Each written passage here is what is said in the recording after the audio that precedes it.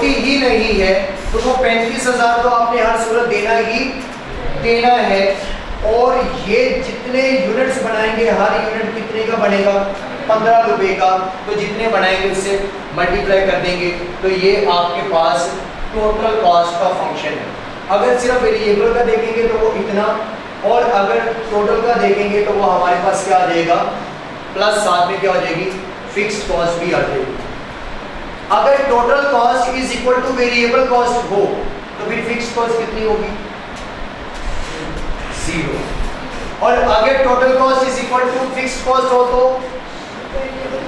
तो variable cost 0 होगी। अगर टोटल कॉस्ट बढ़ना शुरू हो जाए तो वो किसकी वजह से बढ़ेगी सिर्फ वेरिएबल की वजह से, क्योंकि फिक्स तो उतना रहना ही रहना था, लेकिन अगर वो बढ़ रही है तो वेरिएबल के यूनिट्स पहले से ज़्यादा हो गए हैं जिसके अंदर टोटल कॉस्ट के अंदर चेंज आना शुरू हुआ है। अब इसके बाद आते हैं प्रॉफिट पे। तो प्रॉफिट का फंक्शन, प्रॉफिट कैसे निकलेगा जी, profit is equal to revenue minus cost. ये कह सकते हैं कि profit P is equal to total revenue of units X, profit P of units is equal to total revenue of units X minus, अब cost है दो तरह से, एक होगी वेरिएबल कॉस्ट, उसके लिए मैं लिख दूंगा variable cost of units X plus fixed cost. Direct total cost, हाँ direct total cost, total cost में वेरिएबल फिक्स अगर अलग अलग दी होगी तो इकट्ठी तो करनी होगी। क्वेश्चन की नेचर के अकॉर्डिंग अगर वेरिएबल अलग दी होगी तो हर जगह पे तो सारी नहीं दी होगी। वो कहते हैं भाई 1000 यूनिट बना के बेचा, 1000 यूनिट्स बना के बेचा, बनाने पे खर्चा आता है 17 रुपये, बेचेंगे तो 20 का बिकेगा, तो इसका मतलब है बनाने के लिए वेरिएबल उसने क्या कर दिया है अलग कर दी, 7 यूनिट्स बता दी, इतना अलग कर दिया और फिक्स का कुछ अलग बताएगा, तो हो सकता है कि टोटल वही इकट्ठी ना बताए। तो ये फंक्शन होगा प्रॉफिट। अब इनकी मदद से एक क्वेश्चन सॉल्व करते हैं और हम निकालेंगे कि हमें कोई भी प्रॉफिट कोई भी लॉस ना हो। तो हम इक्वेशन में क्या पुट करेंगे, प्रॉफिट इज इक्वल टू 0 रखेंगे और बाकी क्वेश्चन को फिर सॉल्व करेंगे। तो क्वेश्चन लिखते हैं fixed cost 4000 per month, variable cost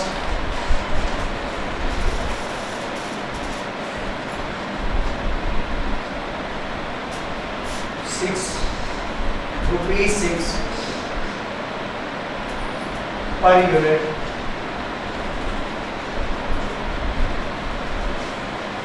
selling price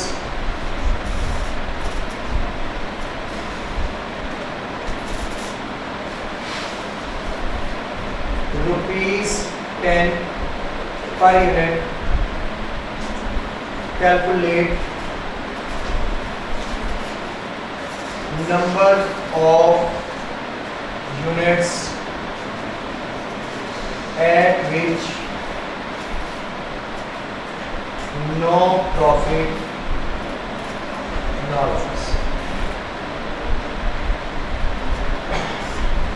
calculate करके देने हैं number of units at which no profit no loss, जहां पर कोई भी प्रॉफिट कोई भी लॉस ना हो, यानी कि ब्रेक इवन सेल्स के यूनिट्स निकाल के देने हैं कि कितने यूनिट्स अगर हम इस रेट पे बेचें और उन पे इतनी कीमत आए कि हमारे खर्चे भी पूरे हो जाए और हमें किसी किस्म का कोई नुकसान भी ना हो, चाहे फायदा ना हो, उसके अकॉर्डिंग हमने जो है उसे यूनिट्स बताने हैं। तो यहाँ पर कहीं पर भी कुछ यूनिट्स उसने बताए हैं कि कितने यूनिट्स बना के बेचने हैं, नहीं, वही यूनिट्स हमने कैलकुलेट करके बताने हैं। उसके लिए हमें इन सब के फंक्शंस इस्तेमाल करना पड़ेंगे क्योंकि यहाँ पर नंबर ऑफ यूनिट्स नहीं है। तो प्रॉफिट इज इक्वल टू जब सॉल्व करेंगे तो सबसे पहले लिखेंगे रेवेन्यू माइनस कॉस्ट। तो प्रॉफिट क्या होना चाहिए? 0, क्योंकि ब्रेक इवन है ना, नो प्रॉफिट नो लॉस, तो प्रॉफिट रख लिया 0। जबकि रेवेन्यू कितना कमा सकते हैं? एक यूनिट को बेचेंगे तो कितने पैसे कमाएंगे? 10 रुपए। कितने यूनिट्स बेचे वो तो कैलकुलेट करना है, उसकी जगह पे क्या देगा? x। उसमें से माइनस कर देंगे। अब variable cost plus fixed cost है, तो fixed cost for the month कितनी? 4000 प्लस वेरिएबल कॉस्ट एक यूनिट बनाएंगे तो कितना खर्चा आएगा? 6 रुपए। तो फिर कितने यूनिट्स बना के बेचें वो भी नहीं बताए हुए, यहाँ क्या आ जाएगा? x पुट कर देंगे।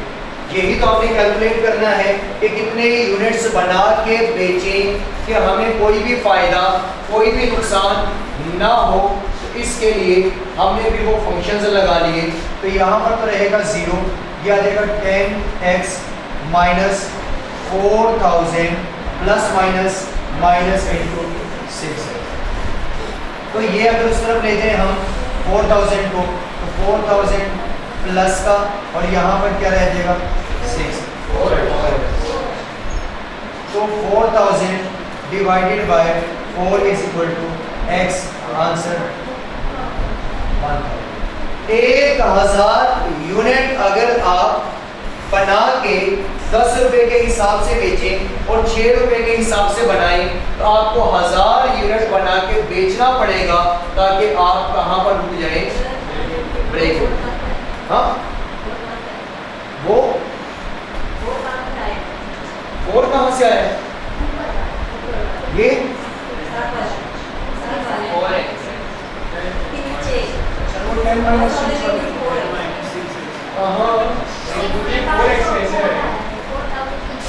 ये वाला, तो ये 10x माइनस 6x, तो पीछे कितने बचे? 4x, तो ये 4x हो। एक दूसरे का हाथ छोड़ के बैठेंगे तो समझ आएगा। तो 4x, अब 4 उस तरफ से आप मल्टीप्लाई है तो दूसरी तरफ लाके डिवाइड करेंगे तो आपके पास जो है वो आंसर निकलेगा 1000। तो x किसको रिप्रेजेंट कर रहा था? नंबर ऑफ यूनिट्स को। आपके पास अगर 1000 यूनिट्स होंगे आप उनको बना के बेचेंगे तो आपको कोई भी फायदा कोई नुकसान नहीं होगा। और अगर सिंपल आप देखें कि मैंने एक और सिनेरियो लिखा था कि टोटल कंट्रीब्यूशन बराबर होनी चाहिए टोटल फिक्स कॉस्ट के, तो मैंने कहा था कि ये प्रूव कर दूंगा लेकिन आपके सिलेबस में है नहीं, इसी से ही प्रूव करेंगे। कंट्रीब्यूशन का फॉर्मूला होता है cell price minus variable cost. एक चीज जिसको बना के बेचा जा रहा है उस पे बनाने के लिए सिर्फ जितना वेरिएबल खर्चा है, जब बनेगी तो होगा, नहीं बनेगी तो नहीं होगा, तो फिर वो वेरिएबल ही होगा ना, फिर फिक्स तो नहीं होगा क्योंकि वो तो पे करना ही करना है। तो अगर आप उसकी सेल प्राइस में से उतना खर्चा माइनस करें जितना उसको बनाने के लिए किया गया वो है 6 रुपीज, तो बाकी जो आंसर बचेगा जो आएगा 4 वो क्या कहलाएगा? कंट्रीब्यूशन। उसका फॉर्मूला यहाँ लिख देते हैं। कंट्रीब्यूशन का फॉर्मूला सिलेबस में पूछा जाता है लेकिन ऐसे सिनेरियो से क्वेश्चन नहीं करता।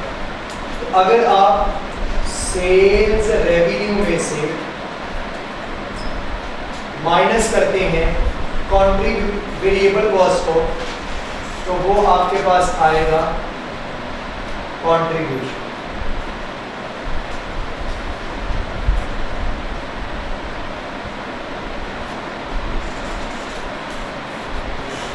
और अगर सेल्स रेवेन्यू में से आप माइनस करते हैं टोटल कॉस्ट तो वो बराबर है प्रॉफिट, वो बराबर होगी प्रॉफिट। अब हमने सेल्स में से सिर्फ वेरिएबल को अगर माइनस किया तो क्या निकलेगी? कंट्रीब्यूशन। तो यहां अगर कंट्रीब्यूशन निकालें तो वो निकलती है contribution is equal to sale price minus variable cost. तो वो एक यूनिट की कितनी निकली? 4। 10 minus 6 is equal to 4। Contribution निकली पर यूनिट 4 और हमने ब्रेक इवन से यूनिट्स कितने निकाले थे? 1000। तो टोटल कंट्रीब्यूशन कितनी कमाएंगे या कितनी कमा ली होगी 1000 यूनिट को बेच के 4000, यही तो कमाई है। और इस कमाई को अगर आप फिक्स कॉस्ट के बराबर देखेंगे तो वो भी कितनी है 1000, वो भी कितनी 4000। तो मतलब आपकी कमाई 4000 होनी चाहिए ताकि आपका ये फिक्स कॉस्ट भी पूरा हो जाए। तो ये किसके बराबर होगा, ब्रेक इवन के बराबर होगा। तो वो तो हमें किसी के मदद से भी देखे कि क्या वाकया ही 1000 यूनिट अगर बना के बेचते हैं तो हमारी कमाई कितनी होगी। हम कहेंगे बिल्कुल होगी कि 10 रुपए का बेचेंगे, 6 का बनाएंगे, 4 रुपए एक यूनिट हमें कमा के देगा। तो 1000 बना के बेचेंगे तो 4000 कमा के देगा। तो 4000 खर्चा पूरा कर दिया तो पीछे कुछ नहीं बचा। तो ये यूनिट फिर क्या कहलाएंगे, ब्रेक इवन कहलाएंगे। हमने ऐसे नहीं करना क्वेश्चन को, हम इसके लिए एक फॉर्मूला लगाएंगे और उसका नेम है break even sales unit is equal to fixed cost divided by selling price minus variable cost. Selling price minus variable cost किसके बराबर है, कंट्रीब्यूशन के। और फिक्स्ड कॉस्ट जो हमारी पर मंथ आया करेगी तो वैल्यूज अगर पुट करें वो वाली 4000 डिवाइडेड बाय 10 माइनस 6, तो 4000 डिवाइडेड बाय 4, आंसर 1000। तो ये भी तो वो ब्रेक इवन के यूनिट्स है जो इससे निकाले। तो इससे हमने बहुत रेयर केसेस में निकालने हैं, अदरवाइज सिंपल ये फॉर्मूला लगाएंगे, ये वाली वैल्यूज इसमें पुट करके हम यूनिट्स निकाल लेंगे कि ब्रेक इवन के यूनिट्स कितने आते हैं। हमें ये फंक्शन से लगा के या इक्वेशन लगा के उसे सॉल्व करने की ज़रूरत नहीं पड़ेगी। क्लियर है यहाँ तक? चलो।